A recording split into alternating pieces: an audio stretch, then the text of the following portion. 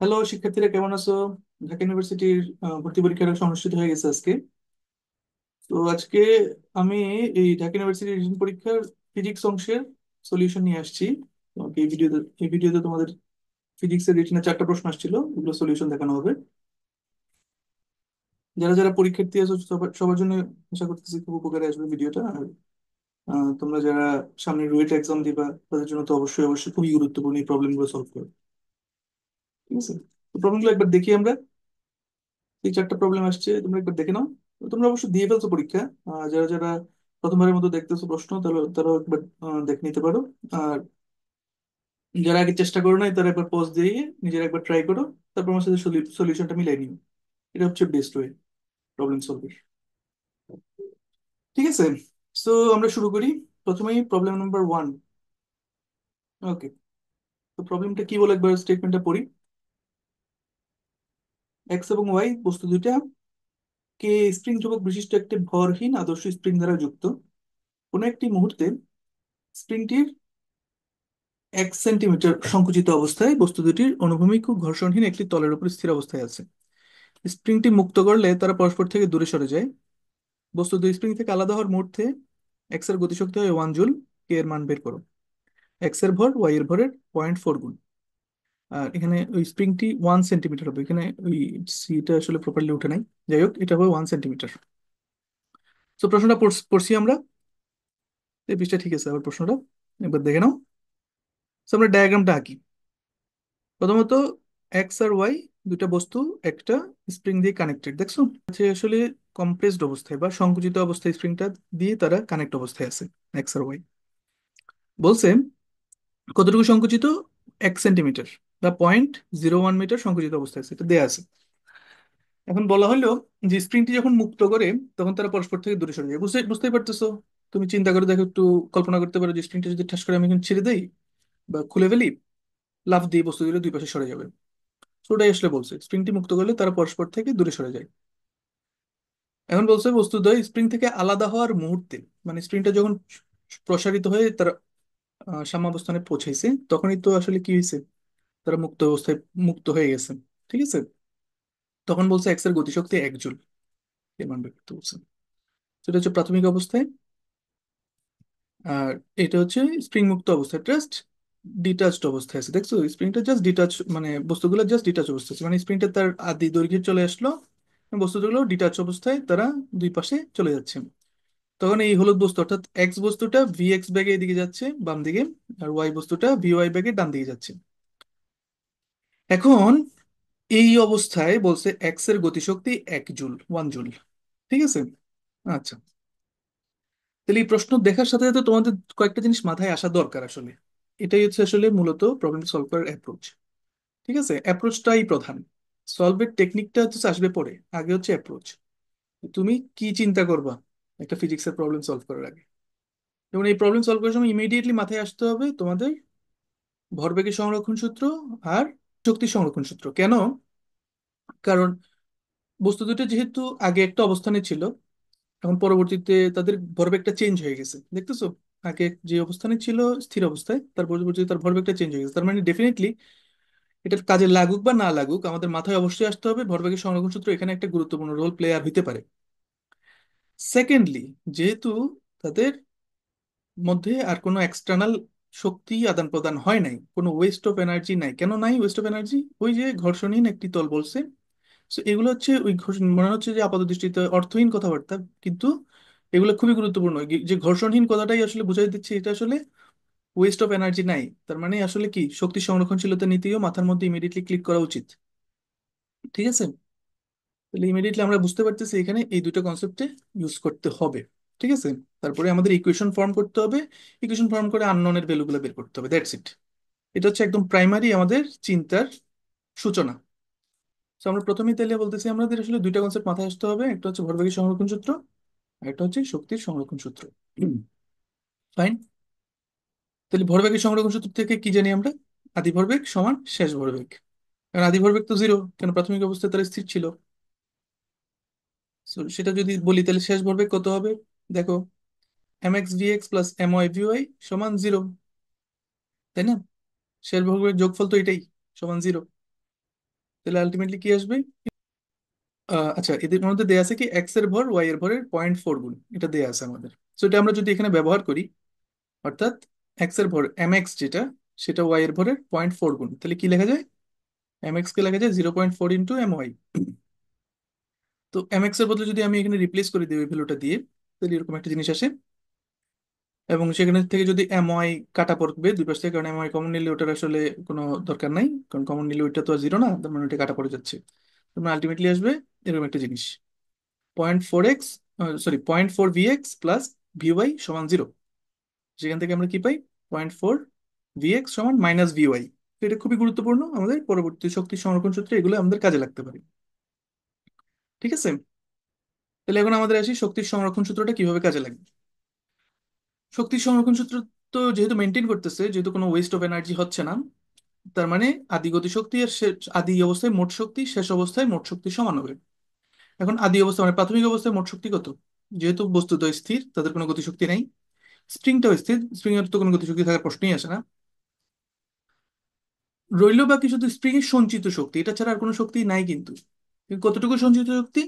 Half কে X square. ঠিক আছে, মানে এক্স এখানে ডিস্টেন্সের এক্স আর কি, আবার বস্তুর এক্স না, ডিস্টেন্সের এক্স, হাফ কে এক্স স্কোয়ার।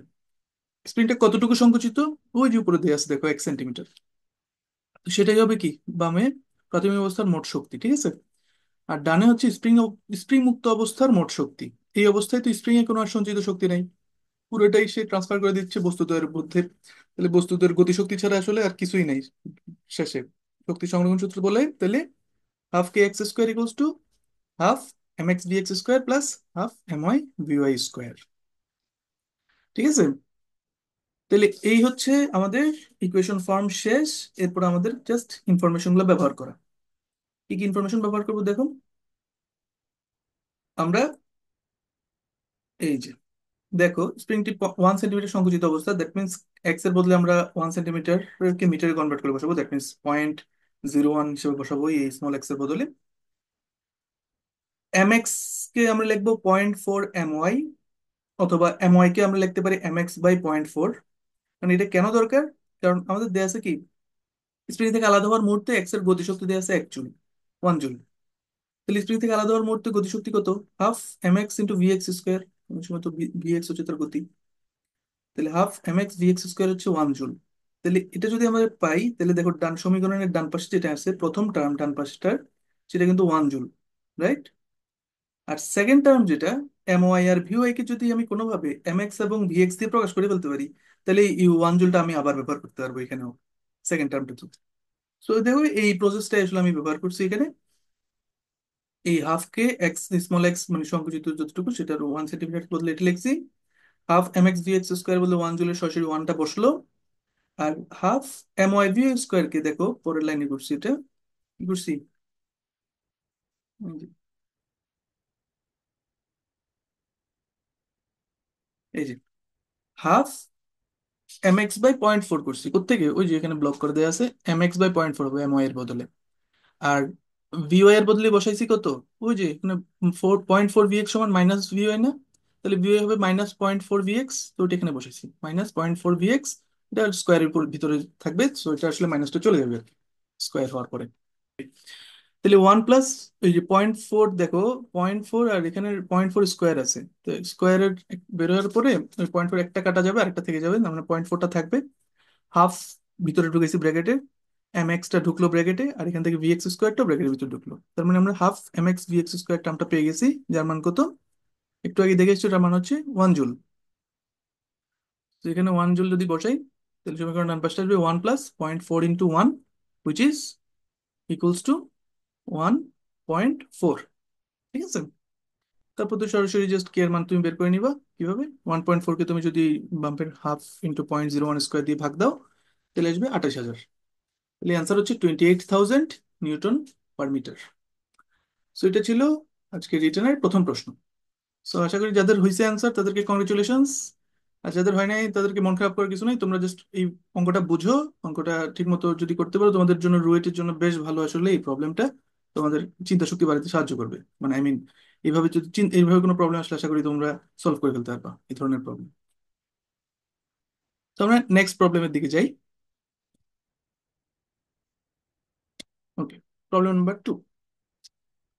এটা কি বলছে? কার্শফের সূত্র ব্যবহার করে প্রদত্ত বর্তনীটির প্রতিটি শাখায় বিদ্যুৎ প্রবাহের মান নির্ণয় করো।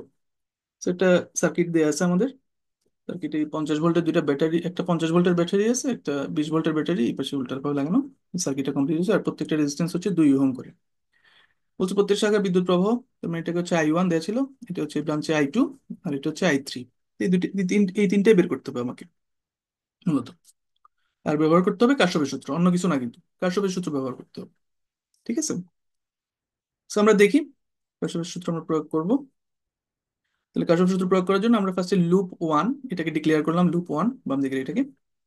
তো সেখানে আমরা কার্শফের সেকেন্ড লটা অ্যাপ্লাই করি, অর্থাৎ কার্শফের দ্বিতীয় সূত্র, সেটাকে আমরা বলি কেভিএল, কার্শফস ভোল্টেজ ল। এটা চালাই দিয়ে পাইছি কি, দেখি।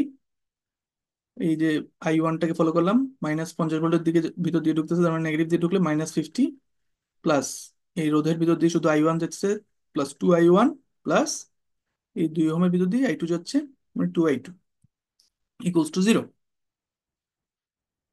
তো সমীকরণটা একটু গুছিয়ে এইভাবে আসবে, পক্ষান্তর করলে সেখান থেকে আসবে I1 + I2 = 25। এটাকে আমরা নাম দিলাম 1 নম্বর সমীকরণ। আমরা যাচ্ছি এখন লুপ 2-তে।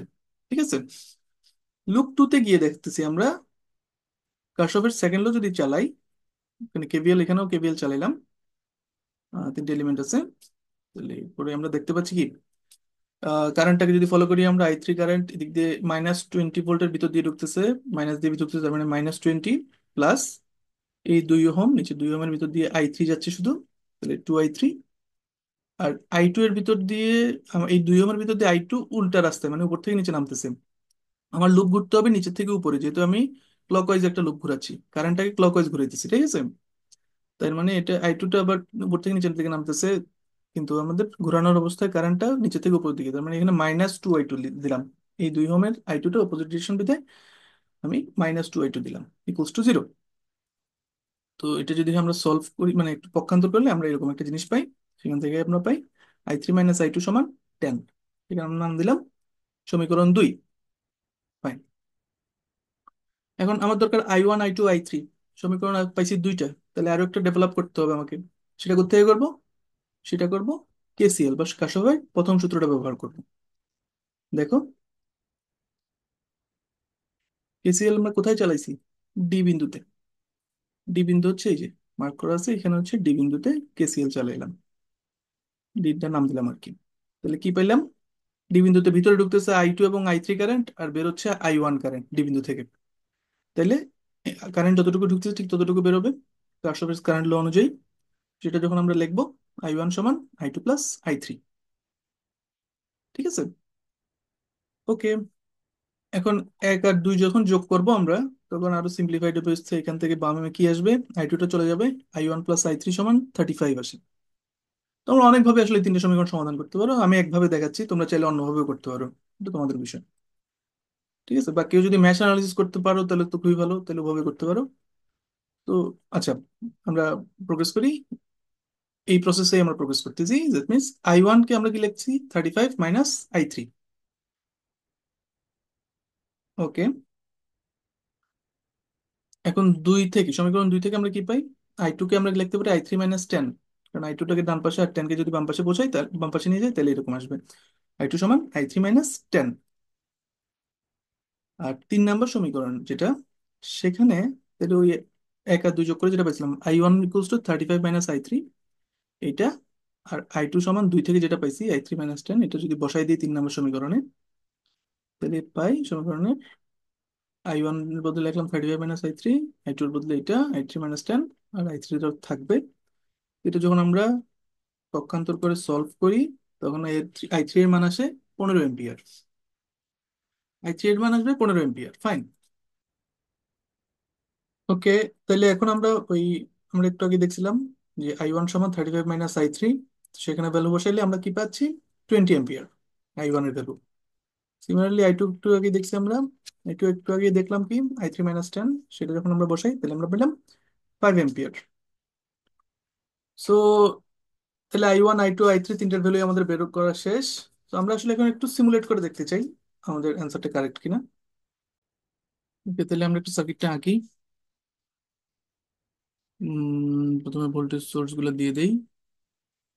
একটা একটু উল্টা হবে লাগানো এদিকে। রোধ একটা এখানে লাগানো, মাঝে এখানে লাগানো, একটা এখানে লাগানো। এখন আমরা ওয়ারিং করে দিব,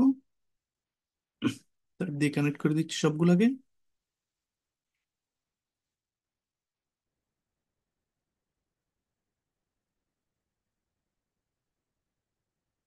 ওকে, গ্রাউন্ড দিয়ে দিই।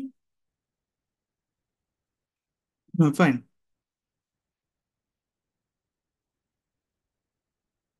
এখন জাস্ট ভ্যালুগুলো দিয়ে দিই, তাহলে একটু জুম করে দিই, তোমরা ভালো বুঝতে পারো।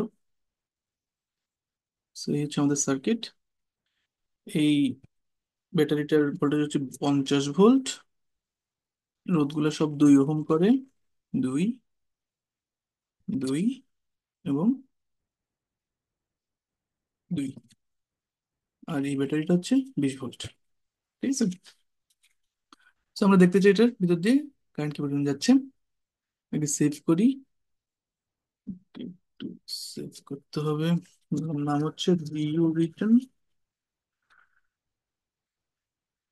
সাম 2025 সার্কিট দিলাম। মিশন শেষ।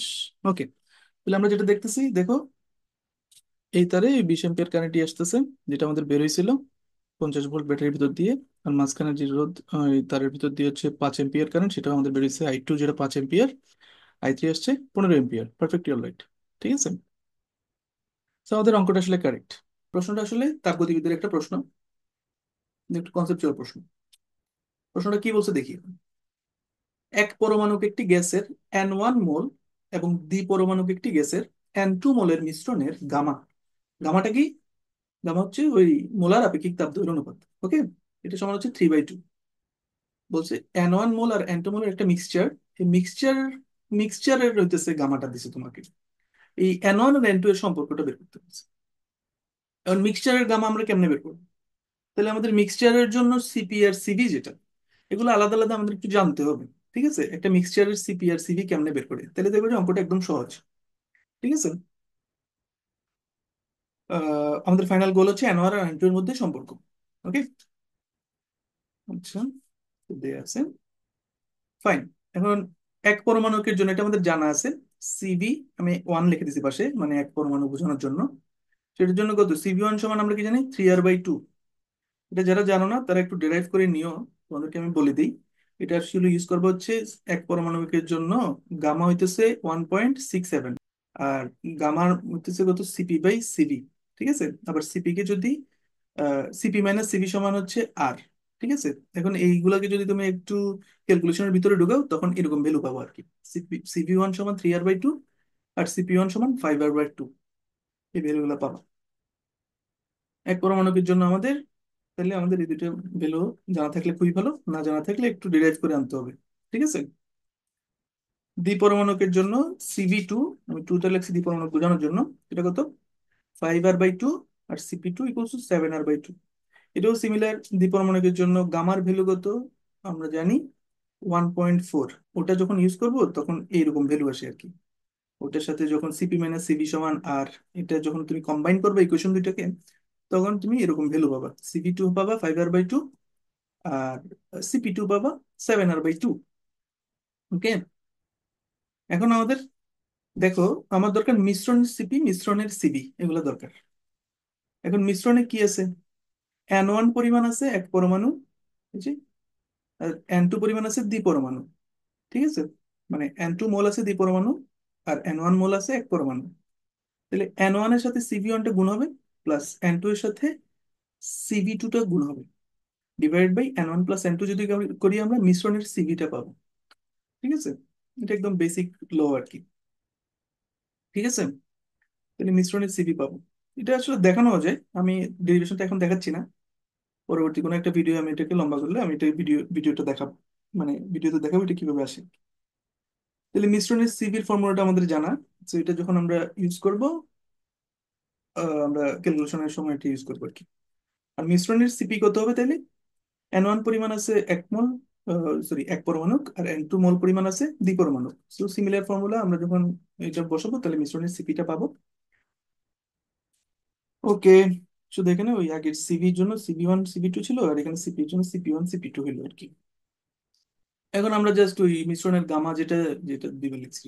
আচ্ছা, মিশ্রণের গামা যেটা ওই সমীকরণের ওই উপরে আর নিচে এগুলো বসাই দিব আমরা, এই যে যেটা আমরা অলরেডি লিখছি বসাইলাম, আবার লিখলাম, বসাইলাম। হ্যাঁ, বসানোর পরে দেখো N1 + N2 কাটা পড়ে যায়, হরেও আছে লবেও আছে, এটা চলে গেল। N1 + N2 কাটা পড়ে এটা চলে গেল, এটা থাকলো অবশিষ্ট। এখন কাজ সহজ, এখন হচ্ছে CP1 CP2 CV1 CV2, এই ভ্যালুগুলো যেগুলো অলরেডি আমরা এখানে দেখাচ্ছি, এই যে ভ্যালুগুলা, সেগুলো আমরা এখানে ব্যবহার করব। তো ব্যবহার করলে আসতেছে এরকম একটা জিনিস: CP1 এর বদলে 5/2 আর, CP2 এর বদলে 7/2 আর, CV1 এর বদলে 3/2 আর CV2 এর বদলে 5/2 আর। ওকে, বসাইলাম। আর যদি কমন নেই, হর এবং লব থেকে কাটা চলে যায়, রইলো বাকি এটা। আচ্ছা, R/2টা কমন নিয়ে ফেলতে পারি আমি, তাহলে তাহলে R/2 সরাসরি কাটা পড়ে যাচ্ছে, রইলো বাকি এইটা। ঠিক আছে, উপরে আসবে 5N1 + 7N2, নিচে আসবে 3N1 + 5N2। এখন আর গুণন করো, তাহলে কি আসবে? 5N1 + 7N2 এর সাথে 2 গুণ হবে, 3N1 আর 5N2 এর সাথে, 3N1 + 5N2 এর সাথে 3 গুণ হবে। তাহলে এরকম আসলো। N1 গুলাকে বামে নিয়ে যাও আর N2 গুলাকে ডানে নিয়ে যাও। দেখো 10N1 থেকে ডান পাশে 9N1 যদি এই পাশে চলে আসে বিয়োগ হয়ে, তাহলে শুধুমাত্র N1 থাকবে বামে। একইভাবে ডান পাশে থাকবে 15N2 থেকে 14N2 বিয়োগ হয়ে শুধু N2 থাকবে। তাহলে আলটিমেটলি N1 আর N2 সমান, এটা পাইলাম আমরা। তাহলে খুব সহজ একটা মানে ফর্ম হইলো যে N1 আর N2 এর ভ্যালু সমান। ঠিক আছে, তো এই হচ্ছে আমাদের ক্যালকুলেশন, যে কিভাবে আমরা N1 আর N2 এর ভিতরে সম্পর্কটা নির্ণয় করছি আর কি। ওকে, সো এরপর আমরা চলে যাব প্রবলেম নাম্বার 4। তো প্রশ্নটা একবার পড়ি, হ্যাঁ। 310 ন্যানোমিটার তরঙ্গ দৈর্ঘ্যের আলো একটি ধাতব তলের উপর আপতিত হয়ে শূন্য থেকে সর্বোচ্চ 4 × 10⁻⁹ জুল গতিশক্তির ইলেকট্রন নির্গত করে। কোন সর্বোচ্চ তরঙ্গ দৈর্ঘ্যের আলো ওই ধাতু থেকে ইলেকট্রন নির্গত করবে তা বের করো। দেয়া আছে HC সমান 1240 eV × ন্যানোমিটার। ঠিক আছে, তো প্রশ্নটা মোটামুটি স্ট্রেট ফরওয়ার্ড, বোঝাই যাচ্ছে আসলে কি বের করতে হবে। সর্বোচ্চ তরঙ্গ দৈর্ঘ্য মানে কি? তরঙ্গ দৈর্ঘ্য বাড়লে এনার্জি কমে, রাইট? তাহলে সর্বোচ্চ তরঙ্গ দৈর্ঘ্য মানে মিনিমাম এনার্জি, মানে কার্যাপেক্ষকের জন্য যে তরঙ্গ দৈর্ঘ্য। কার্যাপেক্ষকের জন্য তো একটা ধাতু থেকে ইলেকট্রন মিনিমাম এনার্জি তো ওইটাই, তাই না? তাহলে সর্বোচ্চ তরঙ্গ দৈর্ঘ্য মানে এই কার্যাপেক্ষকের যে তরঙ্গ দৈর্ঘ্য সেটা, অর্থাৎ সূচন তরঙ্গ দৈর্ঘ্য। That's it. তো আমরা দেখে ফেলি, আপতিত তরঙ্গ দৈর্ঘ্য দেয়া আছে, ভ্যালুটাকে আমি 10⁻⁹ আকারে লিখলাম। ন্যানোমিটারকে, সর্বোচ্চ গতিশক্তিও দেয়া আছে ইলেকট্রনের। আচ্ছা, এইচসিটা আছে EV × ন্যানোমিটারে, সেটাকে আমি ইভি এর কারণে ইলেকট্রন ভোল্টকে আমি কি করছি এখানে দেখো, জুলে কনভার্ট করলাম 1.6 × 10⁻⁹ দিয়ে। আর ন্যানোমিটারকে মিটারে করার জন্য 10⁻⁹ দিয়ে আরো গুণ দিছি, জুল ইন্টু মিটারে আসছে। তো আমরা এটাকে অ্যাজ ইট ইজ এভাবে রেখে দিই, কারণ এটা আমাদের হ্যান্ড ক্যালকুলেশনে আমরা জানি এই ধরনের জিনিস এভাবে রেখে দিলে পরবর্তীতে কাটাকাটি করা বা ক্যালকুলেশন করাটা আমাদের জন্য ইজিয়ার হয়, একটু বিগ ফর্মে যদি রাখতে পারি। ঠিক আছে, কারণ এখানের মধ্যে আবার ক্যালকুলেশন করলে দেখা যাবে অঙ্কটা আননেসারি, মানে ক্যালকুলেশন পরিমাণ বেড়ে যাবে। তো আমরা ফটো ইলেকট্রিক ইফেক্টের প্রবলেম এটা বুঝতেই পারতেছি। HF = HF0 + ½ mv max square, এটা আমরা জানি। তাহলে এফ কে আমরা সি দিয়ে যদি রিপ্লেস করি, আচ্ছা এখানে কি বের করতে হবে এটা অলরেডি আমরা বলছি। সূচন সূচন তরঙ্গ দৈর্ঘ্য বের করতে হবে λ0, কারণ সর্বোচ্চ তরঙ্গ দৈর্ঘ্যের আলো। সর্বোচ্চ তরঙ্গ দৈর্ঘ্য মানে মিনিমাম এনার্জি, সবচেয়ে কম এনার্জি কি লাগে? কার্যাপেক্ষক, তার তরঙ্গ দৈর্ঘ্য সূচন তরঙ্গ দৈর্ঘ্য। ঠিক আছে, প্রত্যেকটা প্রশ্ন ক্লিয়ার হয়ে গেছে আমাদের। ওকে, তাহলে আমরা এটাকে একটু সাজায় লিখি, HC/λ ফরম্যাটে যদি ফর্মুলাটাকে লিখি, তাহলে HC/λ0টাকে এক পাশে নিয়ে আসলাম। দেখো এইচসির ভ্যালু দেওয়া আছে, ল্যামডার ভ্যালু দেওয়া আছে, ½ mv max স্কোয়ারে দেওয়া আছে। আমি জাস্ট সবগুলো এখানে বসায় বসায় দিলেই আমরা এই λ0টা পেয়ে যাবো আর কথা, রাইট? তো HC/λ0কে আমি সমীকরণে এক পাশে রাখলাম, বাকিগুলোকে অন্য পাশে নিয়ে আমরা জাস্ট ভ্যালুগুলোকে বসাইলাম, এর বড় ফরম্যাটেই বসাইলাম। ঠিক আছে, তোমরা ইন্টারেস্টিংলি বুঝতে পারছো 10⁻⁻⁹ 10⁻⁻⁹ কাটা পড়ে যাচ্ছে কিন্তু, দেখছো? এখানে ইন্টারেস্টিংলি দেখো এরপরের কাজটা মজা। এই যে 310-এর লাস্টের শূন্যটা ওই 1240-এর লাস্টের শূন্যটার সাথে কেটে ফেললাম। এখন দেখো 31 আর 124 কিন্তু খুব ইজি ফরম্যাটে বোঝা যাচ্ছে। 4 × 30 = 120, 4 × 31 = 124 হবে, তাইলে বুঝা গেছে। তাহলে এটা কাটাকাটি যাচ্ছে, কাটাকাটি গিয়ে উপরে থাকবে কত? চার। আর 10⁻⁹ তো কাটা পড়তেছিলই, এটা কেটে দিলাম। তাহলে রইল বাকি কত? 4 × 1.6 ইন্টু 10⁻⁹ মাইনাস 4 × 10⁻⁹। ঠিক আছে? এত কাজ সহজ হয়ে যাচ্ছে কিভাবে? তাহলে 4 কমন নিলে 1.6 মাইনাস 1 × 10⁻⁹। একটু হাতে ক্যালকুলেশন করতে হবে এখন তখন। 4 × 0.6 আসছে 424, দশমিকের এক ঘর সামনে আসবে, তার মানে 2.4 × 10⁻⁹। এখন আমরা দেখি ল্যামডা নট কি লেখা যাচ্ছে, h/c/, 2.4 × 10⁻⁹। তো 10⁻⁹ কাটা পড়ে যাচ্ছে উপরে নিচে থেকে। এরপরে 16 আর 24, মানে 1.6 কে 2.4 দিয়ে ভাগ করা আর 16কে 24 দিয়ে ভাগ করা, এই কথা। মানে 8 দিয়ে যাচ্ছে, 2/3। তিন আবার 124কে যদি আমি ভাগ দেই তাহলে কি আসছে দেখো, 3 × 4 = 12। থাকলো হচ্ছে চার, 3 × 3 = 3, রইলো বাকি 10, 3 × 3 = 9। আর এক ভাগ শেষ থাকে, আমি যেহেতু অনেক ছোট ওইটাকে আর বাদ দিয়ে দিচ্ছি, হ্যান্ড ক্যালকুলেশন আর প্রয়োজন নয় লাস্ট মোমেন্টে এটা এসে।